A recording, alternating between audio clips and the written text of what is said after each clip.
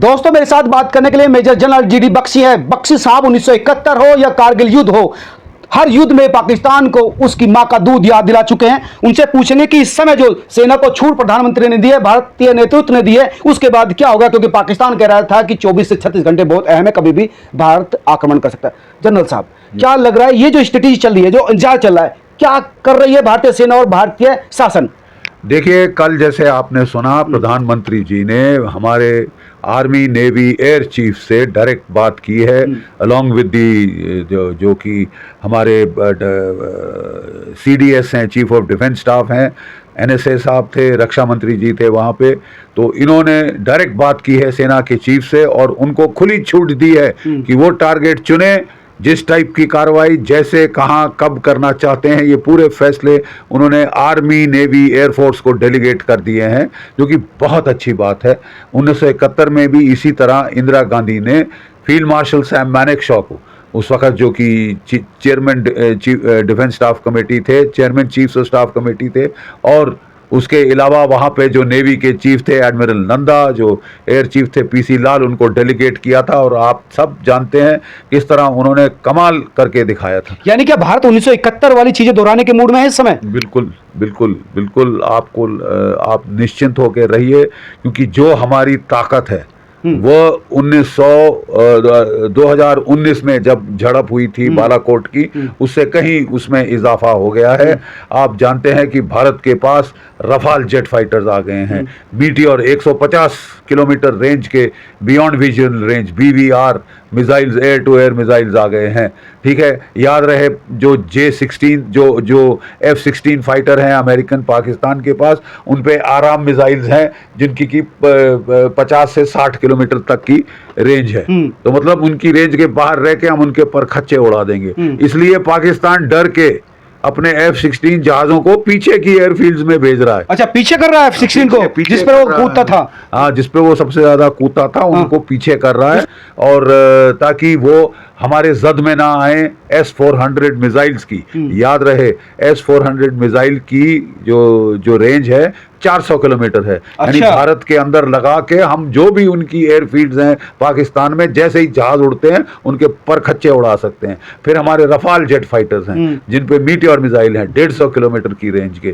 तो इनसे बचाने के लिए अपने F-16 अब वो बचाने की हालात में आ गया है। वो उनको पीछे पसनी तक उसने जो ग्वादर के पास है वहां पे जाके उनको छुपाया है, और जो J-17 अपने फाइटर हैं उनको आगे कर रहा है और कह रहा है कि साहब मेरे पास जो है, हम चीन से P-15 air to air missile ले रहे हैं, जो कि वैसे तो 200-300 किलोमीटर फायर करते हैं, लेकिन जो एक्सपोर्ट वर्जन चीन दे रहा है वो 150 से 150 किलोमीटर तक करता है।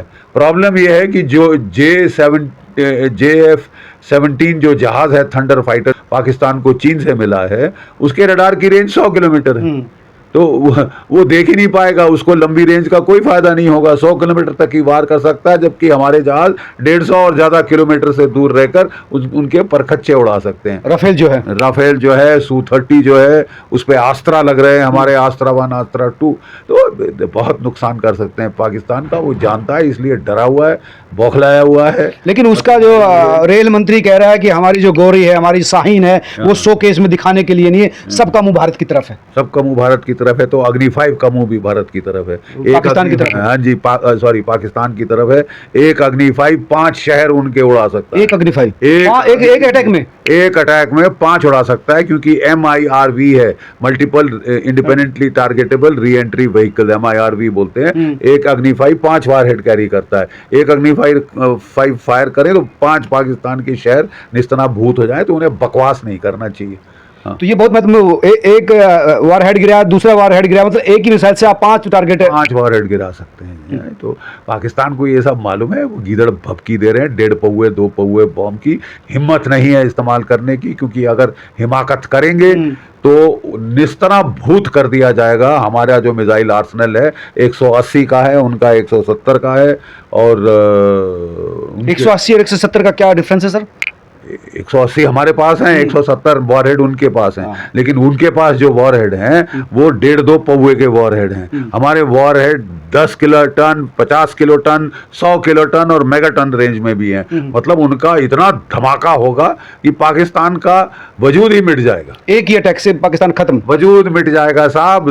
700 साल तक अनाज चावल नहीं उगेगा वहां पे, ठीक है। वो जानते हैं ये, इसलिए वो गिदड़ भपकी दे रहे हैं। 3 महीने कारगिल का युद्ध चला था, 3 महीने कारगिल का युद्ध चला था। कितने न्यूक्लियर बॉम्ब चलाए थे पाकिस्तान ने? 0 अंडा, ठीक है। और अभी यूक्रेन का युद्ध चल रहा है।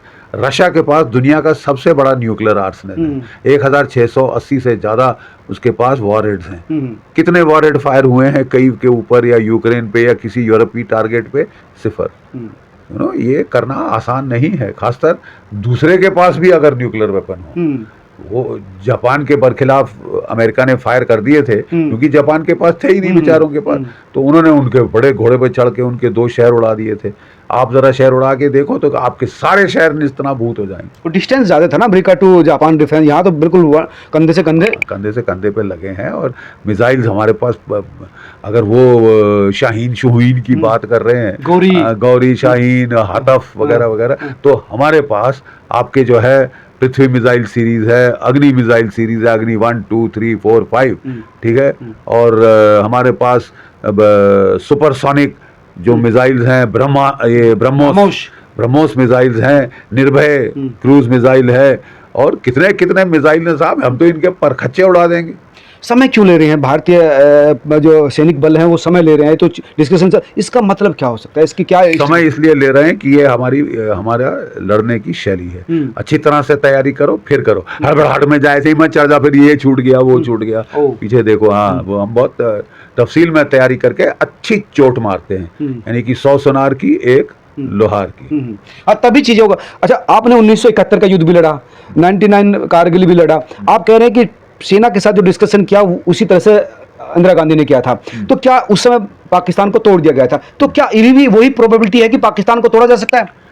देखिए, अगर भारत पाकिस्तान का लिमिटेड वॉर भी होता है तो एक आउटकम सर्टन है, एक नतीजा सर्टन है। पाकिस्तान की चरमराती इकोनॉमी का भट्टा बैठ जाएगा। सन 1990 में सोवियत संघ की इकोनॉमी का भट्टा बैठ गया था और वो देश 15 देशों में टुकड़े टुकड़े हो गया था। पाकिस्तान 5 टुकड़े में हो सकता है, बलूचिस्तान, सिंधु देश, पश्तूनख्वा, वेस्ट पंजाब और सैरिकिया। ये 5 टुकड़ों में बन सकता है पाकिस्तान, अगर उसकी इकोनॉमी तबाह हो गई। अच्छा, पाकिस्तान का पंजाब भी टूट सकता है? अलग हो जाएगा ना भाई, वहां से टूट सकता है क्या? हाँ, मतलब डिफरेंट देश कंट्री बन जाएगा, 5 डिफरेंट प्रोविंस बन जाएंगी। हाँ। लेकिन आप कह रहे हैं, लेकिन जो बिलावल भुट्टो है जो सिंध में ताकतवर उसका कह रहा है ये 4 सूबे हैं, 4 भाई की तरह लड़ेंगे खिलाफ। बिलावल भुट्टो गिरड़ भभकी देने की आदत है। इसकी माँ को मार डाला था पाकिस्तान की फौज ने, इसके नाना को टॉर्चर करके फांसी पे टांगा था पाकिस्तान की फौज ने, और ये शख्स आज पाकिस्तान की फौज के बूट के तलवे चाट रहा है और बढ़ चढ़ के बड़बोले की तरह बयान दे रहा है कि सिंधु में अगर पानी नहीं बहा तो खून बहेगा। इसको इस फैमिली की आदत है बढ़ चढ़ के बकवास करने की। तो हम भी देखते हैं कौन सा खून तुम्हारा बहेगा। बहेगा खून, यस, एब्सोल्युटली करेक्ट, तुम्हारा बहेगा। और सिंधु का जल रोकना स्ट्रेटेजिकली कितना महत्वपूर्ण है? कई लोग कह रहे हैं कि नहीं, ऐसा नहीं करना चाहिए था, पानी को नहीं इस्तेमाल करना चाहिए था। ऐसा नहीं करना चाहिए था तो क्या पहलगाम में 26 भारतीय नागरिकों को धर्म पूछ के मार डालना चाहिए था? औरतों को विधवा करना चाहिए था? 6 दिन की शादी नहीं हुई, उसके सामने उसके हस्बैंड को मारा, पूछ के उसका धर्म पूछ के मारा, कलमा पढ़ो कह के मारा। किसी की पतलून उतरवा के देख रहे थे कि वो सरकमसिजन हुआ है कि नहीं हुआ। ये जायज चीज है, ये करनी चाहिए, ये करनी चाहिए। क्यों करनी चाहिए? इससे बुरा क्या हो सकता है सर? हाँ, तो वही तो बात है। फिर आप जब जैसी करनी वैसी भरनी। पाकिस्तान को किस तरह से स्ट्रेटेजिकली हमको क्या करना चाहिए पाकिस्तान के साथ कि भविष्य में वो ना कर पाए? क्या करना चाहिए भारत को कि पाकिस्तान का इलाज हो जाए? डेटरेंस बाय पनिशमेंट, यानी पाकिस्तान के लिए कॉस्ट एंड कॉन्सिक्वेंसेस बढ़ानी पड़ेगी। अभी तक पाकिस्तान के लिए low cost no cost proxy war है कि मतलब वो समझता है कि बस मेरा क्या जा रहा है। मैं 2 टके के जो टेररिस्ट जो कि गरीब खानदान के लोग हैं, 2 रोज की रोटी नहीं दे सकते, तो वो मरने के लिए तैयार हैं सुसाइड वेस्ट डाल के, मैं उनको भेजता रहूंगा, मेरा क्या जाता है। ये 2% के लोग मर जाएंगे तो हमको, फौज को क्या फर्क पड़ता है, ठीक है। अब फौज को फर्क पड़ना पड़ेगा और मुझे पूर्ण उम्मीद है कि हमारे जो आर्मी, नेवी, एयर चीफ्स हैं वो अब इसके ऊपर उनको पूरा फ्री हैंड दिया गया है और मुझे पूर्ण विश्वास है उनकी काबिलियत पे। वो लोग अच्छी तरह से अब पाकिस्तान को आड़े हाथ लेंगे, ठोकेंगे, ताकि अगली बार वो 10 बार सोचे कुछ करने के। मैंने बताया आपको पाकिस्तान में पैनिक है। जो आसिम मुनीर साहब हैं उन्होंने अपनी फैमिली को भगा दिया है यूएस में, और जो कई सीनियर कमांडर हैं अपनी फैमिलीज को वो भगा दिए हैं।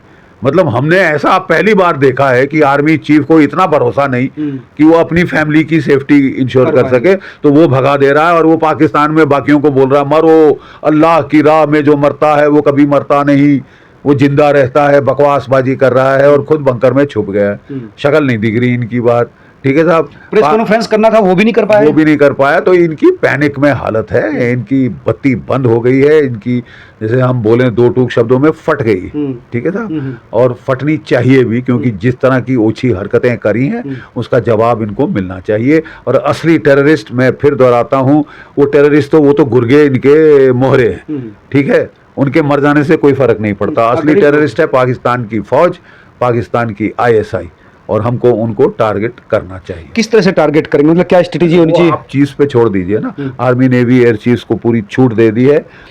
बलूचिस्तान के में इस समय उबाल है, वहाँ के लोग बाहर आना चाहते हैं, तो उस इशू को कैसे, मतलब आपने 1971 की बात की, तो उसको कैसे पाकिस्तान को अगर कमजोर करना है तो उसको तोड़ना होगा, तो बलूचिस्तान को कैसे कर सकते हैं? देखिए, सिंपल फैक्ट कि पाकिस्तान की बत्ती बंद हो गई है। वो ड्यूरेंट लाइन से, अफगानिस्तान के बॉर्डर से, बलूचिस्तान से, खैबर पख्तूनख्वा से अपनी फौजें हटा रहा है और भारत के बॉर्डर पे ले आया। मतलब वो एरिया खाली हो गया।